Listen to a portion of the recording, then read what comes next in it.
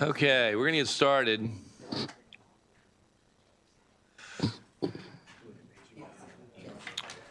We're going to start with payments to civil divisions.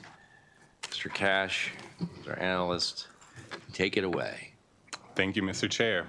For the record, my name is Jacob Cash. I'll be giving the budget presentation on payments to civil divisions of the state. This budget contains miscellaneous grant programs to local governments, and currently this includes the disparity grant, the cannabis tax, and Calvert County gaming tax. The fiscal 2027 allowance is $181.2 million, consisting of 97% disparity grant funding, 2% cannabis tax, and 1% Calvert County gaming tax revenues. Teachers' retirement grants were previously included, but a series of BRFA actions repealed those grants fully in fiscal 2027.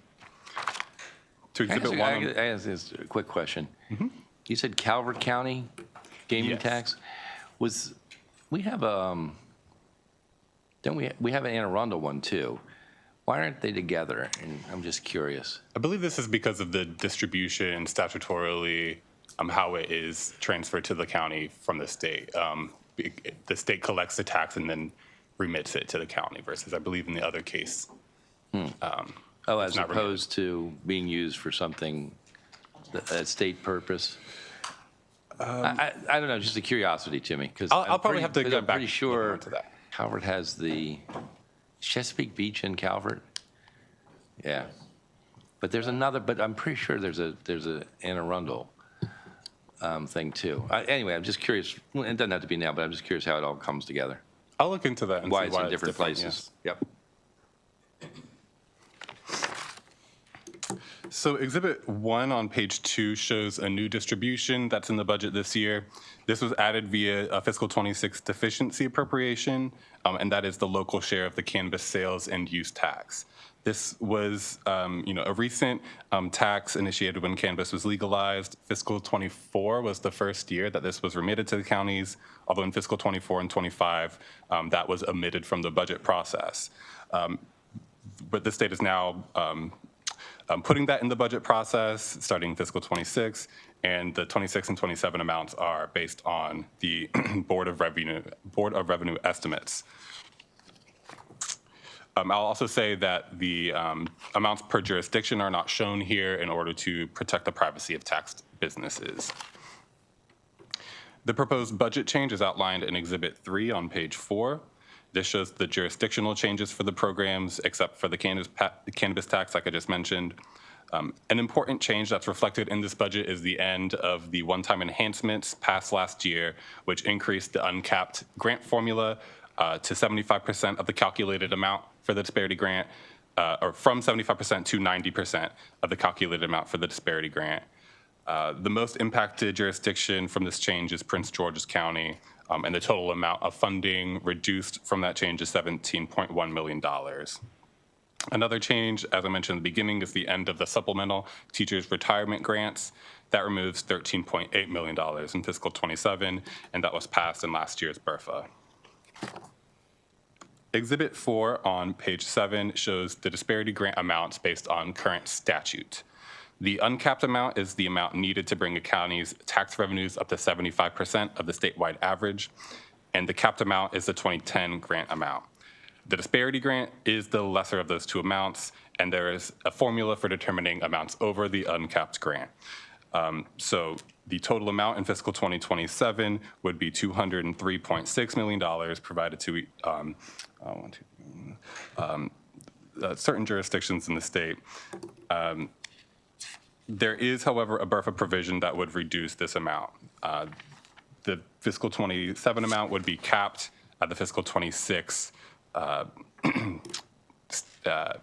formula amount, and Exhibit 5 shows what that impact would have by jurisdiction. The total amount would be $176.6 million provided, so savings of $27 million, and that note would have, or that change would have an outsized effect on particularly Allegheny County and Prince George's County. Allegheny County, because they just recently increased their local carryover tax to the highest level, so they would be eligible for the highest disparity grant amount. So that's a $6.3 million impact on Allegheny County. And then Prince George's County also has the highest formula increase to their uncapped amount. And so that county would experience a $17.5 million reduction if the BRFA were to pass.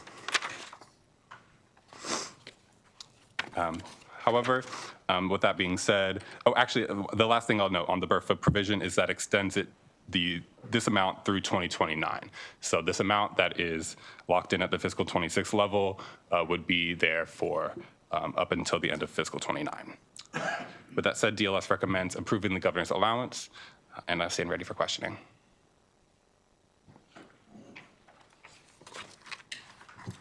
So did I hear you right? You were saying that that was locked. By locked in, you mean that they would be using this formula through 29. Yes, so it would be exactly 176 and exactly the amounts per jurisdiction for each of those. Exactly the amounts per jurisdiction. Exactly. There would be no change depending on the formula or whatever wealth disparities are changing. Okay. Questions? Okay. Well, let's bring up the secretary. I will issue a word of caution. Last night at his hearing, everyone was gushing over him. I don't want to hear any gushing. We've gushed enough. We love you. We're glad you're in the job. We're probably, oh, I gushed. I'm sorry. I'm sorry. I'm sorry. All right. Yeah. So please, Mr. Secretary, the wonderful Mr. Secretary, please go ahead. Thank you, Mr. Chairman. I think this is when, if I were in my old job, I'd remind you I'm still acting through Friday. So there's still a chance. Mr. Chairman, Mr. Vice Chair, members of the committee, for the record, Jake Weissman, Acting Secretary, Department of Budget and Management. Just want to say this is my first time sitting at this table in this role. I know we've all had conversations, but really looking forward to working with each of you and having conversations both here, in your offices, on the phone, whatever else is needed. Very quickly on this, want to thank Mr. Cash for his great analysis and working with our department, and thank you for the concurrence with the governor's allowance. And with that, we're here to take any questions you might have. Questions for the secretary? Yeah, it was excellent testimony. It was. Yeah. May all your testimony be so excellent. Amen.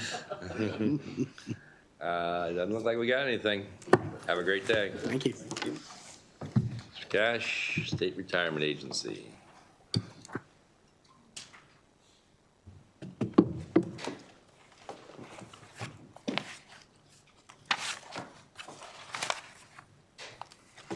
Thank you again, Mr. Chair. For the record, my name is Jacob Cash. I'll be presenting the budget analysis for the State Retirement Agency. SRA, at the direction of the Board of Trustees, has primary responsibility over the state's retirement systems. The fiscal 2027 allowance is $67.1 million, which is an increase of $3 million from fiscal 26, mostly due to salaries and wages and new positions in the non-budgeted investment division. Something I'd like to point out on the cover page is the change in budget composition from non-budgeted, special, and reimbursable funds to now only special and non-budgeted funds.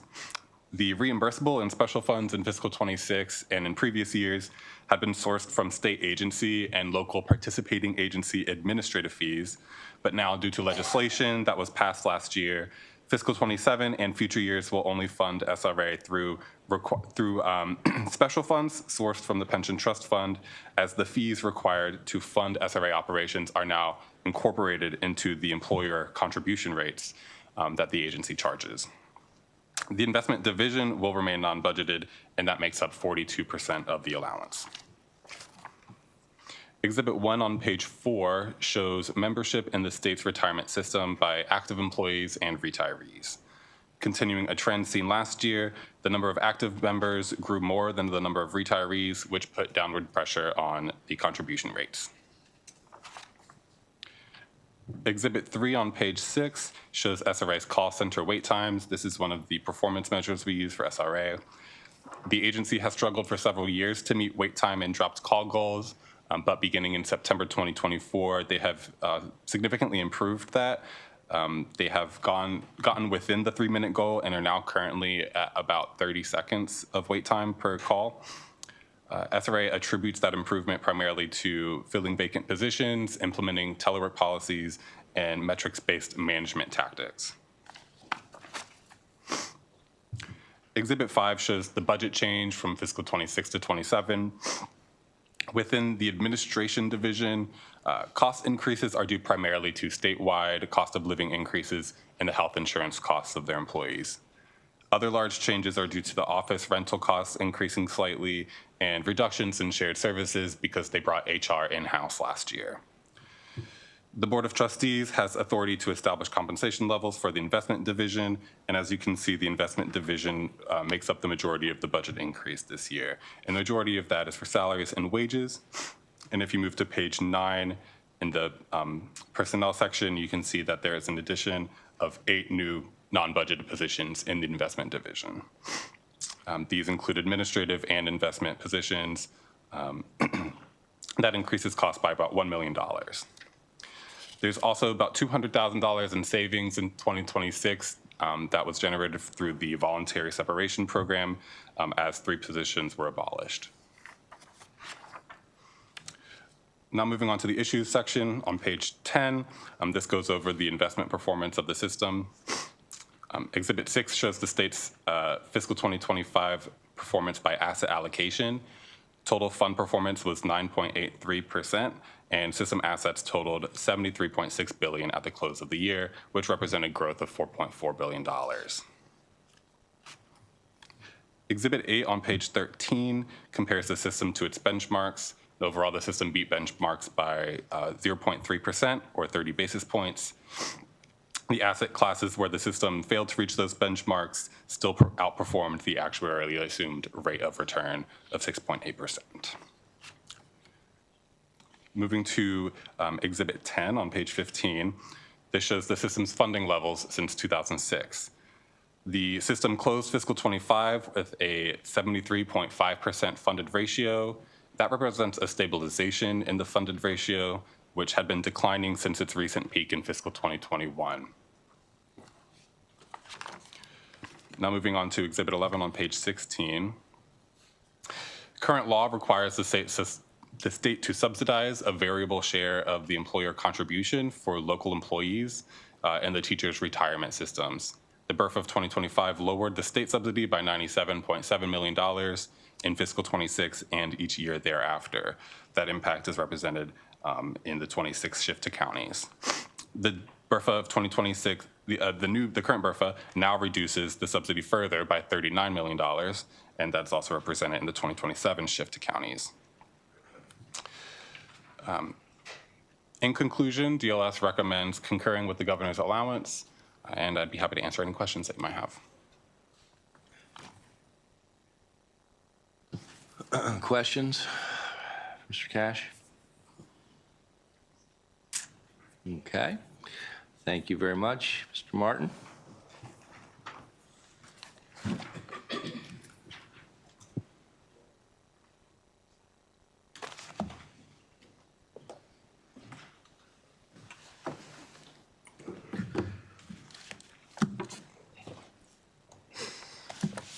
Good afternoon.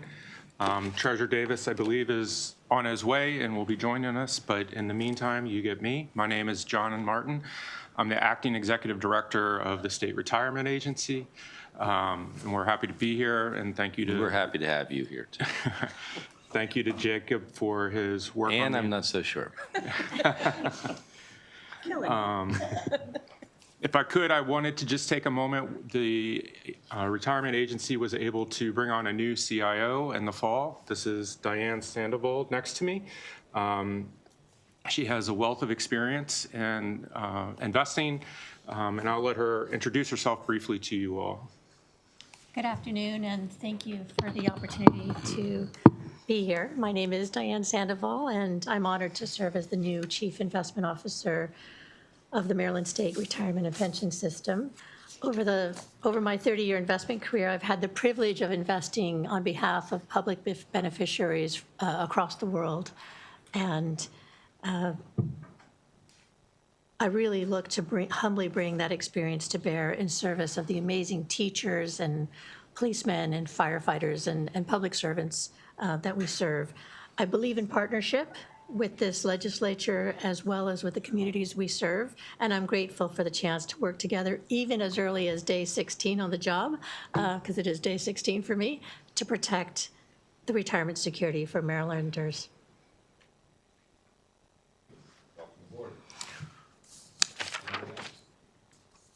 No. The only thing I would say, we concur with the analysis. We're happy to answer questions. In our written response, there's something called the Popular Annual Financial Report that has a lot of information, even by county, as to retirees and the amount of money that the system distributes that you may find interesting. But otherwise, we're happy to answer any questions you may have.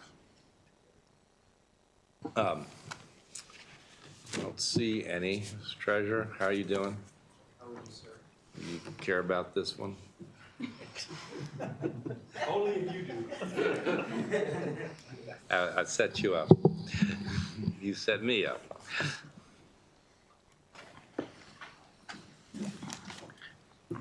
Hello, everybody. This is actually going to be brief because as I walked in, I can pretty much tell most of my remarks have now been covered. We are excited as a board. We're excited to have Ms. Sandoval with us. She brings a wealth of knowledge and experience, and certainly we just anticipate great things and going to new heights. We're also excited about our returns. They were up, I think, significantly. What do my notes say here? Yes, we went from the 6.8 assumed return all the way up to 9.83, so we're excited about that. And obviously our funded status, it ticked up slightly, but it's a net gain nonetheless, so we're excited about that. You guys know John. John is our acting executive director. In addition, when he's not our chief deputy treasurer, so we're getting our money's worth there. And you know, the board and everybody else is coming along. We're in the midst of a search for a permanent executive director. So things are moving along fine, and we certainly appreciate all the patience, calls and inquiries on behalf of constituents, and we're here to serve. Excellent. Any questions for the treasurer on this? Okay. Thank you all very much. Did I miss out? We're going to jump into supplemental. Mr. Cash.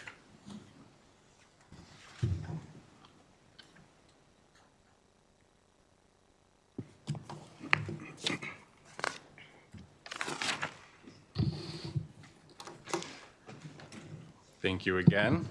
For the record, my name is Jacob Cash. I'll be presenting the budget analysis for the Maryland Supplemental Retirement Plans, or MSRP. MSRP provides employees with 3 defined contribution supplemental retirement plan options, including a 401k, 457B, and 401A state match program. MSRP previously offered a 4th plan, a 403B plan for higher education employees, but that plan was frozen effective January 1st, 2026. MSRP funds its operations with a fee on member accounts. And MSRP's fiscal 2027 allowance is $2.6 million in special funds sourced from those member account fees. There's an increase of 6%. Most of that increase is due to the statewide shared services allocation, which supports MSRP human resources, IT, and administrative functions. And then personnel costs increase due to regular salary increases and fringe costs. Exhibit 1 shows the fiscal 2027 spending by agency purpose. As you can see, almost 3/4 is for personnel, with most of the other costs for shared services and contracts. MSRP recently changed vendors for its plan administration contract as a result of a competitive procurement process. I'll begin speaking on that on page 4 of the analysis. The plan administrator was previously Nationwide, and The plan administrator provides critical services to members in regards to selecting, accessing, and tracking their supplemental retirement plans. Empower was selected to replace Nationwide by the Board of Trustees in April 2025. And so that transition has occurred over the interim. Fees imposed on member accounts for that plan administration have reduced significantly because of the new contract. Previous fees were 0.0775% of assets, and now the new rate is less than half of that at 0.335% of assets. This is estimated to result in members retaining an additional $2.4 million in fiscal 2026. The transition began in May 2025 with dozens of meetings held between Empower, MSRP, agency financial centers, and the Central Payroll Bureau in the Office of the Comptroller. MSRP's services team held 13 on-site sessions at various agencies when enrollment was opened or reopened following a blackout period when the vendors switched over. Exhibit 5 shows call volumes and the speed of answer of the new administrator. The first week of enrollment was the most challenging for them, but wait times have largely stabilized and they've trended with call volumes increasing when call volumes are high. The overall survey satisfaction rating for this new administrator is 4.51 out of 5 stars, and MSRP reports a 2.5% abandonment rate for the call center. Chapter 100 of 2023 reestablished the state match program, this began on page 6. Talking about the state match program, this provides up to $600 for state employees per year. About $12.5 million in funding has been necessary every year to fund this match. And in last year, you may remember there was an issue where the centralized funding was cut and agencies were required to find funding for the match in their agency budgets, finding savings elsewhere to pay for it. DLS expects most of those agencies to pay for the match with vacancy savings, fund balance, and other savings generated during the year. There was committee narrative last year requesting that the Department of Budget and Management begin again to budget this in a dedicated sub-object at the agency level, and they have done so in fiscal 2027. And that amount is about $12.5 million again. The match has driven growth in the MSRP plans, as shown in Exhibit 4, and that continues on to page 7. MSRP saw 8.5% growth in the number of contributing members in fiscal 2025, and high growth is predicted again in the next 2 fiscal years. And DLS is asking MSRP to comment on why they're anticipating such a high increase in plan enrollment. Exhibit 5 shows plan expenses and revenues. As you can see at the top on the plan administrator fees, that reflects the reduction in fees sent to the administrator because of the reduction in the rate. Participant fees in total are 50 cents per month, as well as that 0.76% total, which includes the MSRP administrator fee and the plan administrator fee. And the closing balance in 2025 was 24% of expenses. That is slightly below the goal, but in fiscal 26, they're expected to be above the goal of 25%. Moving to plan performance on page 9, MSRP plan options gained 10.7% in fiscal 25, which slightly underperformed their single-year benchmarks, but their 3, 5, and 10-year returns were comparable. DLS is asking MSRP here to comment on their recent underperformance compared to those benchmarks. But in conclusion, DLS recommends concurring with the governor's allowance, and I'm happy to answer any questions you might have. Questions for Mr. Cash? Thank you very much. Ms. Bell?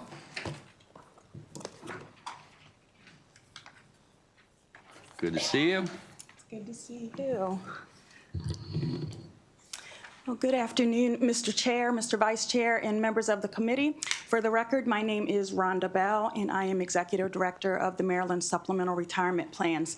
Unfortunately, my Deputy and Chief Financial Officer had a family emergency last night and is not able to be with us today. I do want to just draw your attention to a couple corrections I would like to make for the record, or really points of clarification. One of them is the name change legislation that was recently passed on July 1st, was passed at the request of the Board of Trustees, and it was requested because there was a lot of confusion around the name teachers being in the title of the plans. This is an inherited name that actually goes all the way back to 1963, when the 403B plan used to be called the Maryland Teachers Tax Deferred Annuity Plan, and it was under the oversight of the Teachers Retirement System at that time. The Board of Trustees assumed oversight over the 403B plan back in 1986. And what has happened over the years is that state employees will frequently tell members of our education team that they didn't think that they were eligible to participate in MSRP because they were not teachers. So this is going a long way in getting the word out that MSRP is available to all eligible state employees. The other point of correction I want to make is that the 403B freeze was actually enacted by the Board of Trustees at the direction and actually the recommendation of the investment advisors because of a law that has not changed. So there was no law change that enacted this decision to freeze the 403B plan. There actually has been a long-standing securities law that does not allow CITs, which are collective investment trusts, in 403B plans. And CITs offer lower cost investment options. So the board made that decision, and everyone in state service who was eligible for 403B is also eligible for our other two plans. So with that, I'm happy to be here. Also want to say thank you to Mr. Cash for his analysis, and we are very happy that he agrees with the governor's allowance, and I'm happy to take any questions that you might have. Questions?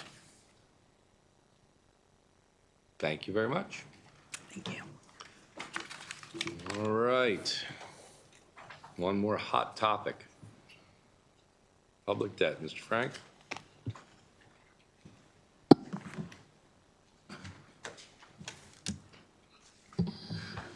Hello, I'm Patrick Frank. I'm the analyst for the public debt. I'll start on page 1. What you see here is our standard graph that shows spending in the fiscal year that was, actual 2025, the fiscal year that is, which is the working for 2026, and the fiscal year that will be, which is the allowance in 2027. Two things jump out at me when I look at this exhibit. The first is that 26 was actually less than both 25 and 27. And if you think that's unusual, you would be correct. It is very unusual, and I can't think of another example in which that happened, but I can't explain that. What happened in 2010, there was an unusually high level of issuances that year. And the bonds are 15 years. 2011 was a very low year of issuance, so the year that dropped off was replaced by a much lower year. I doubt we'll see this anytime soon, but it's interesting to see. The second thing I would point out is that most of the funds that support the debt service are special funds, and we'll talk quite a bit about that later. The large sources, I suspect all of you know, is that this is state property tax revenues that are supporting the GO bond program. On page 2, I mentioned the 3 key topics that are going to be discussed in addition to the forecast that we have. First is the bond rating, second is the use of premiums, and finally, state issuance policies. Page 3 shows the different kinds of bonds that have been issued in recent years. Page 4 is a chart that shows the difference between, or which I should say, the share that is interest and principal in the state's debt service payments, which you'll notice interest is about 30%. The reason for that is that state bonds are constitutionally limited to be only 15, you have to mature in 15 years. And so because of this, they mature very quickly, and we have relatively low interest payments and relatively high principal payments. On page 5, I provide details about what the fiscal 2027 allowance includes. The different kinds of bonds are the traditional GO bonds that are, they're called plain vanilla sometimes. There are some taxable bonds that are still outstanding. They're the unqualified zone academy bonds and qualified energy conservation bonds, or tax credit bonds, that actually will be retiring in 2027. So next year, that chart will be a little bit smaller. What's interesting about this, too, is 96% of our costs in 2027 are fixed. So even if we didn't have a capital program next year, not that we would do such a thing, but we would only save about 3.7% of the budget. So that's what that is. That number is the 13.5 years of issuances that have happened prior to fiscal year 2027.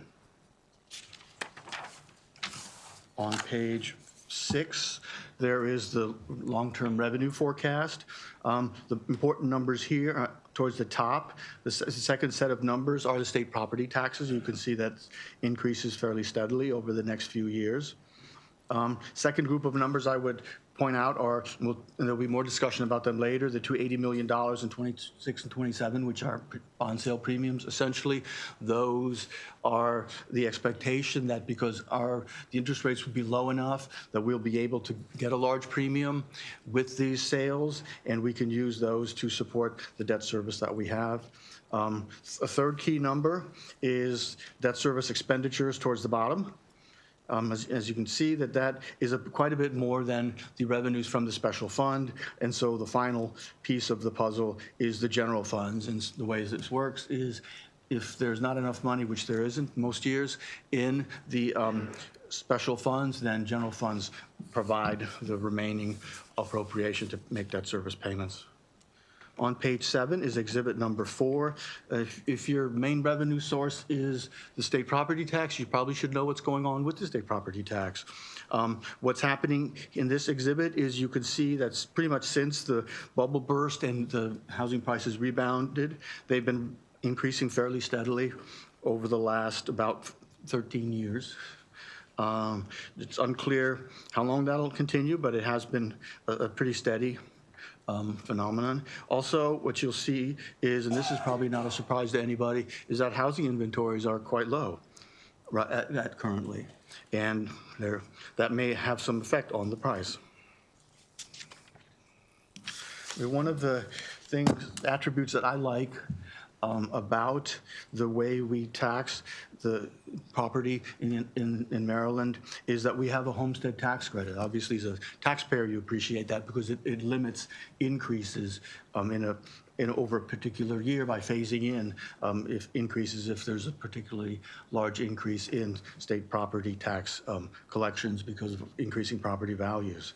What this shows here with the dotted line is what this homestead tax credit is giving. And so the way it works is if it's a limit that you can only increase 10% per year. So if your assessment were to increase 15%, you pay the 10% more, and the 5% is awarded as a credit.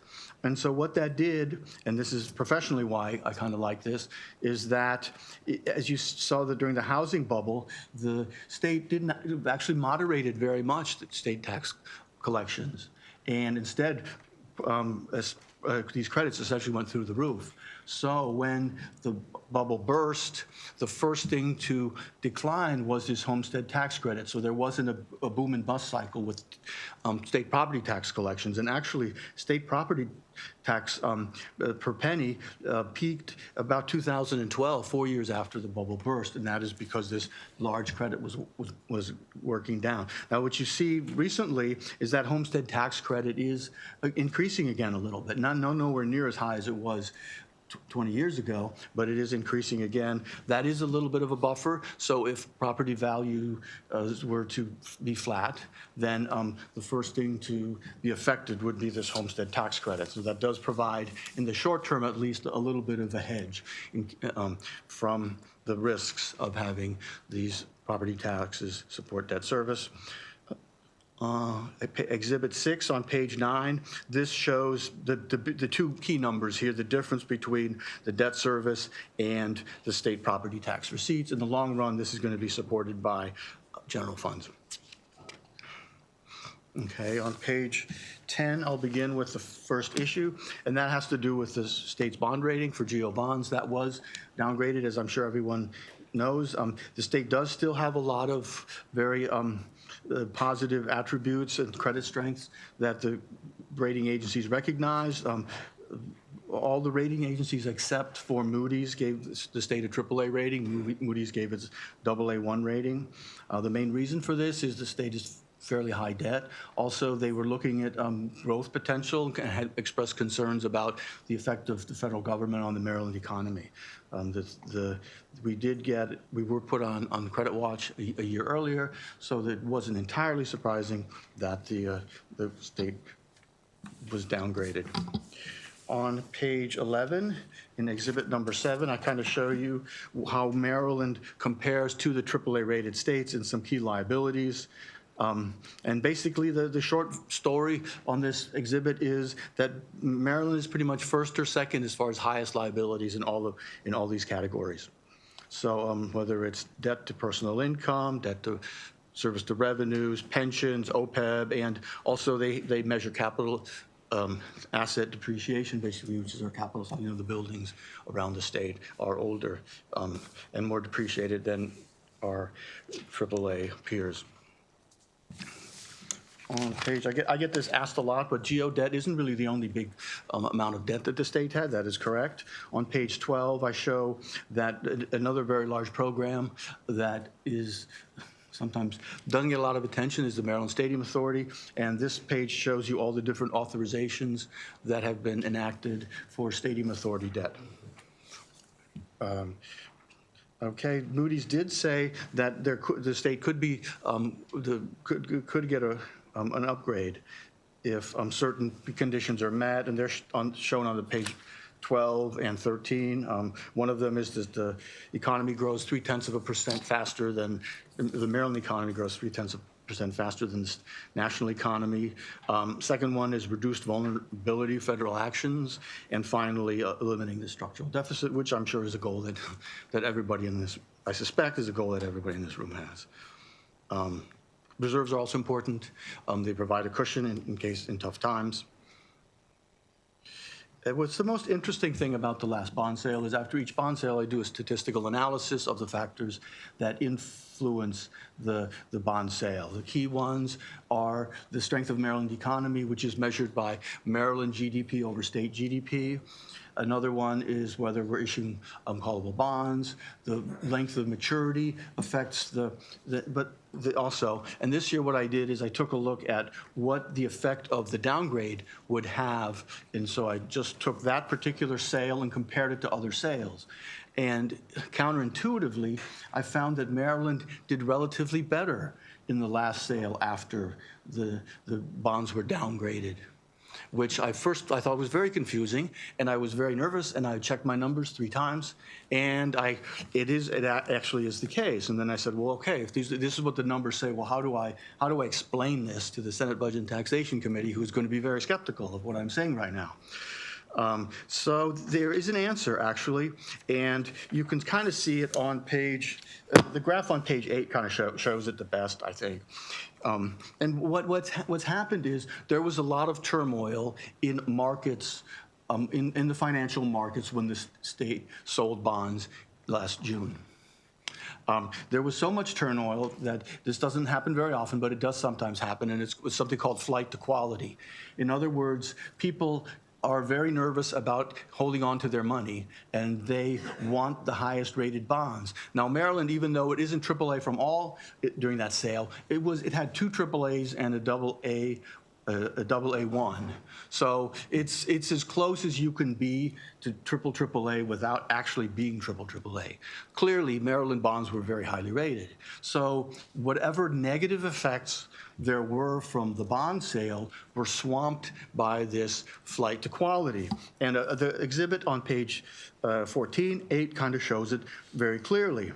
If you compare the June 22, March 23, June 24, and then the June 25 bond sales, what you'll see is in the first 3 bond sales, the state's interest rate was, anywhere from about 26 to 66 basis points less than the market ratio that I'm using for average interest rates. So we were a little bit better in those years for those sales. Now, the most recent sale, almost 1.6% lower the state was. So the state did extremely well because of this flight to quality. So interestingly, it kind of, because of the, I guess if you're going to get the downgrade, do it when there's a turmoil in the markets. Then it'll swamp the effect of whatever you have. Now, if I really can't tease out what that is because I only have Maryland. Are you suggesting the treasurer's a genius? Because I already knew that, but Yes. Okay. And that's how we'll end the first issue. That'll be my conclusion. On page 2, issue 2 on page 14 is the second issue, and that has to do with bond sale premiums. The short version of how these premiums work is, and there's an appendix 1 at the back, kind of gives an example of a sale from a few years ago. What it is that if you are concerned, okay, first of all, there's an inverse relationship between the value of your bonds and interest rates. So if interest rates increase, the value of your bonds will decrease. What you're trying to do then, if you're concerned about higher interest rates, is you want to protect yourself as much as you can. You know you're going to lose, but the less you lose, the better off you'll be. Premiums do that because, as the appendix later shows, that if you buy bonds at a premium, in other words, what you're doing is you're paying a little more now, and then you're getting the higher interest payments later as well. You're kind of when the interest rates increase, your value decreases less. And so the idea here is that in times of very low interest rates, it can be attractive to buy bonds at a premium. But this is less attractive when interest rates are high. So with that said, the Exhibit 9, first of all, shows, I'm going to talk about the last bond sale first. This kind of shows, this just clarifies, if somebody goes back to last year's analysis and looks at all things, you'll say, well, the estimate was $134 million. It's recently been revised to 127, and that explains how that was. Now, so on page 10, what we show is $127 million, what was anticipated in premiums for the June 2025 sale. The amount of premium net of issuance cost was $91.8 million, so we were $35 million short. Additionally, the capital budget includes $5 million supported by premiums. So the total number, if you will, that we need is $40 million. So of the $80 million in premiums that are anticipated, the first $40 million will go to pay for this. So what's happening, if you're going to talk about premiums, you need to talk about interest rates. And on page 16, we will look at Exhibit 11, which shows interest rates, and I'm using the U.S. Treasury notes for 10 years, maturities, from 1962 to 2026. And what you can see there first is that if you look at the rate at the last data point that I collected, it is about over 2/3 of the time, the interest rates were actually higher than they were at the end of January. So even though we're relative to where we've been with the pandemic and the global crisis from 2008, we're actually at a place interest-wise that is fairly moderate.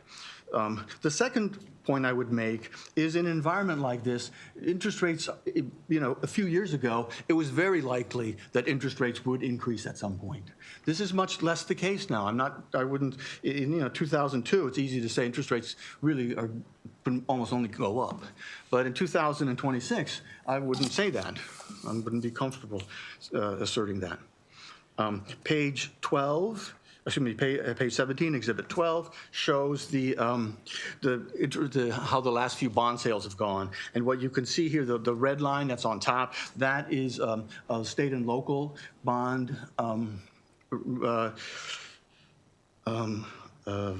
ratios and averages that I've gotten, an index. And the lower line which is blue, are U.S. Treasury notes. What's interesting in the most recent sale, the 25, if you can see the state and local index was above 5%. Now, the significance of 5% is that's what we call the coupon rate. That's the rate at which we sell our bonds. That's the interest rate. So the idea with premiums is you get more bond proceeds if it's lower than that 5%. And so if it's above the 5%, then there would not be a premium. Now, as I said earlier, that big gap between those two indices is the flight to quality. And so state is fortunate and that because it has such a high bond rating that it still gets a very good interest rate. But on average, a lot of the other issuers, they paid more than 5%. And if we're below 5%, the average is 5%. Quite a few issuers were paying quite a bit above 5%. So we've been fortunate in recent years, and the high rating that we have has protected us and given us lower interest payments. Now, the concern DLS has about the premiums in the budget are, as I said earlier, the environment is such that it's less attractive now to buy bonds at a premium, so we expect that to be less. Also, with interest rates being higher, there's less there's less likelihood that they'll be low, and so there'll probably be smaller premiums, if at all premiums. And so, the Treasurer and the DBM should discuss why the wisdom of using these high amounts of premiums in the state budget. Final issue, page 18, number 3, and this has to do with another really green eye shades accounting kind of issue, and that is the state bonds that are issued each year. When you enact the capital budget, what you are doing is you're authorizing funds. You are saying there's $1 million or whatever for a particular project that project can go. I believe 7 years is how long it goes, and it can be extended. So, and the idea here is that capital projects take a long time, so it is quite common for it to take years to issue the debt that is authorized. Now, issuances are the work you're actually doing. So authorization is, this is what you're allowed to do. Issuance is what you are doing. There's been a mismatch in recent years. The formulas that we used to estimate what the issuances are were at least 35 years old, and nobody really knows when they started. They were good. For a while, they were quite good, but in the last decade, we've been less close to them. So there was a study group that formed during last interim to take a look at this. It included the Treasurer's Office, the Department of Budget Management, and the Department of Legislative Services. Basically, this first exhibit on page 13 shows the different kind of how these different policies work. The yellow is what the old policies were, and using the same authorization schedule, this is what you would have expected those issuances to be. The blue in the middle there, that is the new recommendation from DLS, DBM, and the State Treasurer's Office in the work group. And finally, what the spending affordability and the capital debt affordability, what the capital debt affordability committee recommended was a lower rate of issuance. And it's unclear exactly how that is calculated. The old ways, it used to be that a share of authorizations would be issued each year, and you have a firm number that you use based on averages. The recommendation by the work group was to kind of use a 10-year moving average. So each year you're adjusting it. So so the ratio would slowly adjust as the environment changes. The implications of using these lower issuances are shown on page 14, Exhibit 14, page 20. And what that shows is there's a high amount right now, an unusually high amount of debt that's been authorized but has not been issued.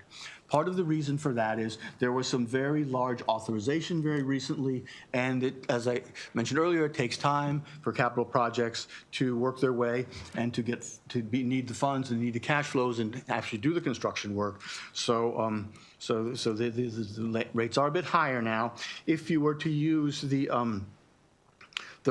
work group recommendation, that's the that is the blue line there, what you'd see is this ratio of authorized but unissued debt would slowly be declining. With the CDA, or excuse me, the CDAC numbers that we have there, that number would increase. And so basically what happened, going from about 55%, were authorized as 55% of debt outstanding, would increase to over 70%. And so this suggests, with the CDAC numbers, that there's going to be a whole lot less work being done, a whole lot less capital spending over the next few years as opposed to what it is. The DLS thinks that we stand by the work of the work group that was done and think that their issuance policy should be done. We don't think that there's going to be a constantly increasing amount of authorized but unissued debt that will be piling up year after year. And finally, an obvious question next is, well, how does this affect the cost of debt and debt service cost? And Exhibit 15 on page 21 shows that, yes, if you are going to be doing less work and unless projects are being finished, then you will be issuing less debt and your debt service will be less. So under the two scenarios, you're talking about $1,578 million in debt service in 2031 versus $1,718 million. With that, I will just say that we'd like a clear explanation of how this is going to work and how the issuance policies were derived. DLS's recommendation is to concur with the governor's allowance. There, as I said earlier, is an appendix that explains premiums. And with that, I'll conclude my remarks and take questions.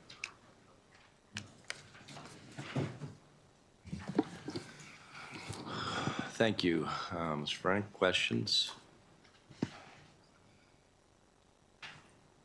Okay, thank you. Great job as always. Thanks. Mr. Treasurer. We just learned something about you. Yeah, me too.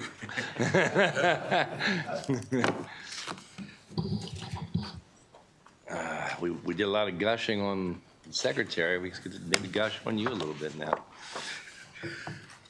Good afternoon, Mr. Chairman and members of the committee. To my right is the Chief Deputy Treasurer, John Martin. To my left is our Debt Manager, Rebecca Ruff.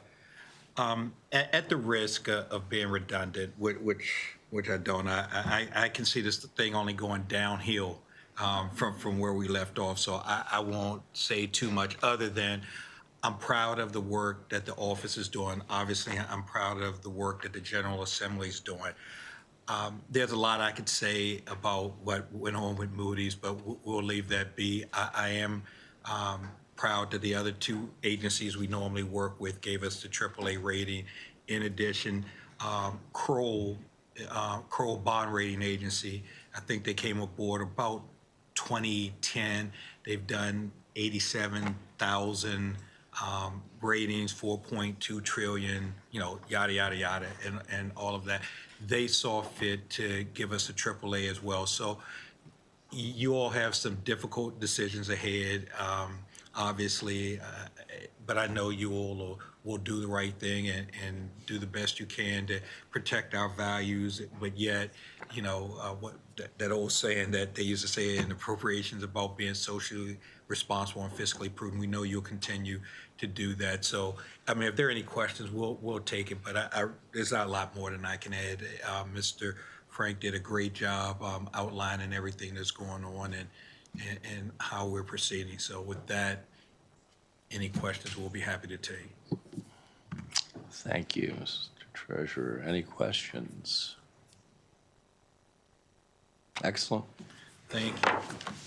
Have a great day. Take care now. Let's take a 10-minute break and then we'll start voting.